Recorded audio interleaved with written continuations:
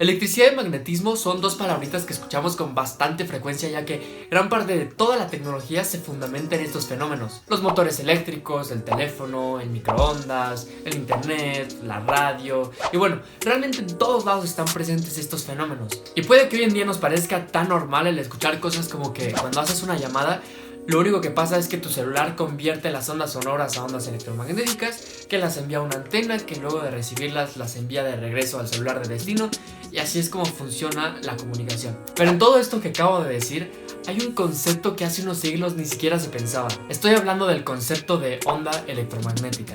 El proponer la existencia de ondas electromagnéticas fue una idea revolucionaria que fue propuesta por nada más y nada menos que por el físico escocés James Clerk Maxwell, en un trabajo que fue publicado en 1865, donde sintetizó todos los conocimientos que tenían acerca de electricidad y magnetismo para formular una teoría general del electromagnetismo. Esta teoría se expresa mediante las 4 ecuaciones de Maxwell: la ley de Gauss para el campo eléctrico, la ley de Gauss para el campo magnético, la ley de Ampère-Maxwell y la ley de Faraday-Lenz. Así que, si por fin quieres entender de qué se tratan estas ecuaciones y cómo es que describen a los fenómenos eléctricos y magnéticos, quédate en este video.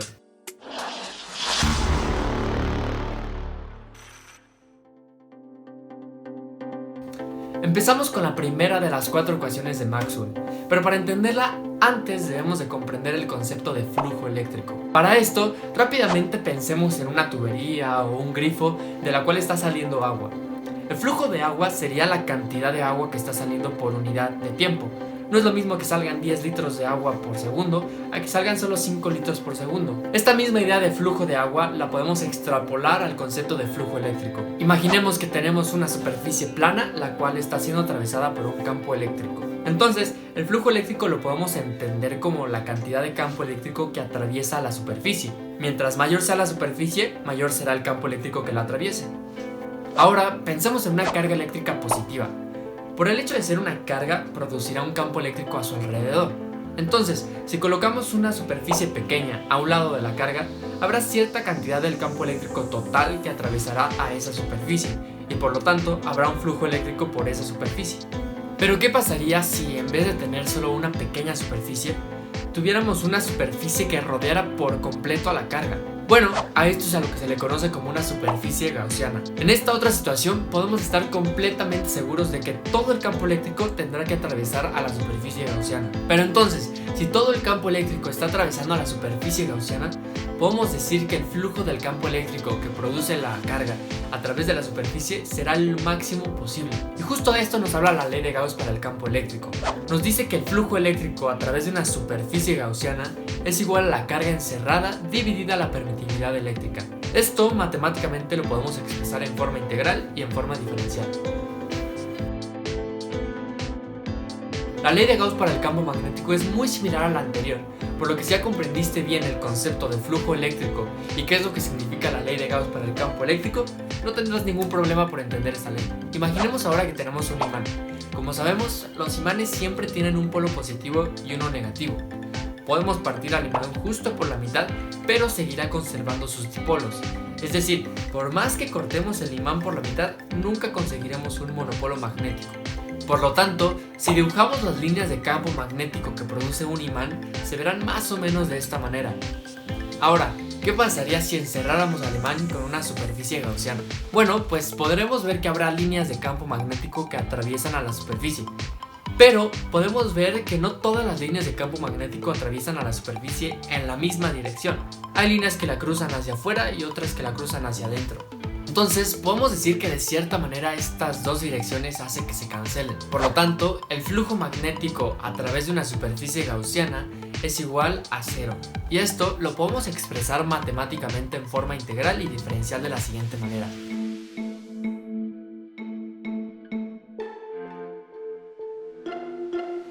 Remontémonos un poquito al año de 1820.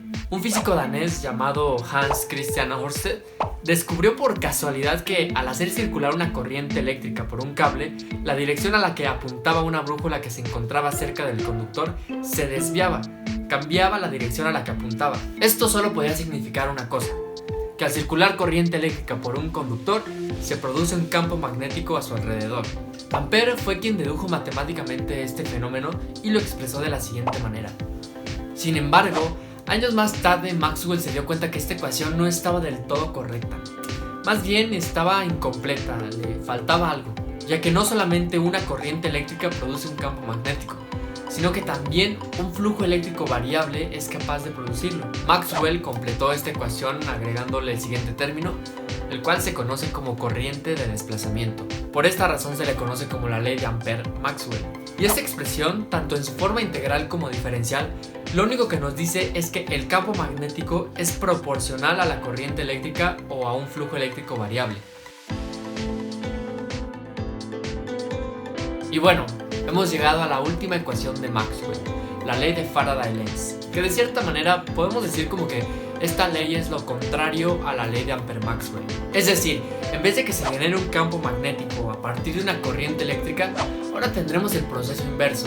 Una corriente eléctrica se genera a partir de una variación en el flujo magnético. Por ejemplo, imaginemos que tenemos un circuito cerrado el cual está conectado a un foco.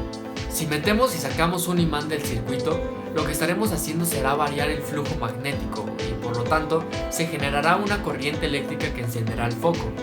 Esta corriente se le conoce como corriente inducida. Y sí, justamente este es el principio que utilizan las centrales eléctricas. Entonces, en resumen, esta ley nos dice que la variación del flujo magnético induce un voltaje, lo cual hace que circule una corriente eléctrica en el circuito. Y se expresa matemáticamente de la siguiente manera. Muy bien, pues estas son las 4 ecuaciones de Maxwell.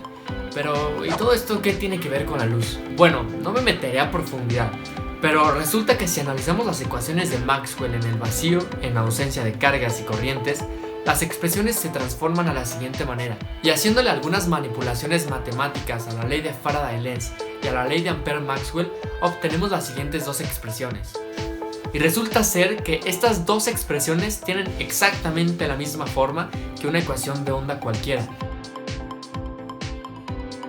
Por lo tanto, tenemos la ecuación de onda para el campo eléctrico y una para el campo magnético. Pero lo que es realmente interesante y de lo que se dio cuenta Maxwell es que la velocidad de propagación de estas ondas es de aproximadamente 300.000 km por segundo.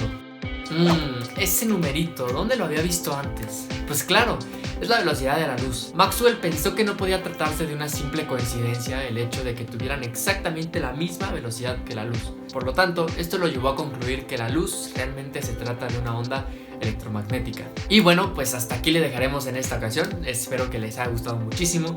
Y ya saben que si fue así me pueden ayudar dejando su manita arriba, suscribiéndose, o si tienen alguna duda o comentario lo pueden dejar aquí abajo, o si prefieren me lo pueden mandar por mi Instagram, que es lalo_macuset, y ahí les estaré contestando a todos. Así que pues nada, nos vemos en el siguiente video.